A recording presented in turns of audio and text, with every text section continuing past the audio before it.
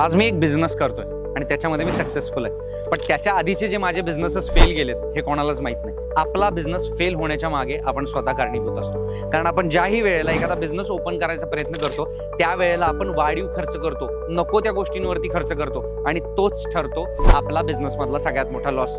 जेव्हाही एखादा माणूस बिझनेस स्टार्ट करत असतो त्यावेळेला फक्त लागणाऱ्या गोष्टींसाठी खर्च करून छोट्या स्केलमध्ये बिझनेस उभं करणं गरजेचं आहे आणि स्टेप बाय स्टेप त्या बिझनेसमध्ये इन्व्हेस्टमेंट करणं गरजेचं आहे. पण आपला मिस्टेक आणि आपला प्रॉब्लेम हाच होतो की आपला बिझनेस आपल्याला करायचा असतो, त्याचं कोटेशन आपण काढतो 1 लाख रुपयाचं, आपल्या खिशात असतात फक्त 20,000 रुपये, आपण बँकेकडनं कर्ज घेतो 50,000चं आणि मित्रांकडनं कर्ज घेतो 30,000 रुपयाचं. अशा पद्धतीनं आपण बिझनेस ओपन करतो. बिझनेस ओपन करताना आपण मोठ्या पद्धतीची तामझाम करतो, लोकांना बोलवतो, मोठं स्वागत समारंभ अरेंज करतो, वेगवेगळ्या सेलिब्रिटीजना बोलवतो आणि तिथे आपण भरपूर पैसे खर्च करून बसतो, जेच आपला पुढचा फ्युचरचा लॉस आपल्याला पाहायला मिळतो. आणि जर आपण हा लॉस केला नाही आणि बिझनेसला योग्य दिशेने लागेल एवढ्या खर्चामध्ये स्मॉल स्केलमध्ये स्टार्ट केला तर डेफिनेटली आपण बिझनेसमध्ये सक्सेस होऊ शकतो. हा माझा एक खूप लाईव्ह एक्झाम्पल आहे. सो तुम्ही सुद्धा जर तुमचा बिझनेस चालू करताय तर अतिशय मिनिमम खर्चामध्ये छोट्या स्केलमध्ये एखादा बिझनेस स्टार्ट करा, त्याच्यामध्ये थोडीशी ग्रोथ मिळवा आणि त्याच्यानंतर नेक्स्ट स्टेप उचला,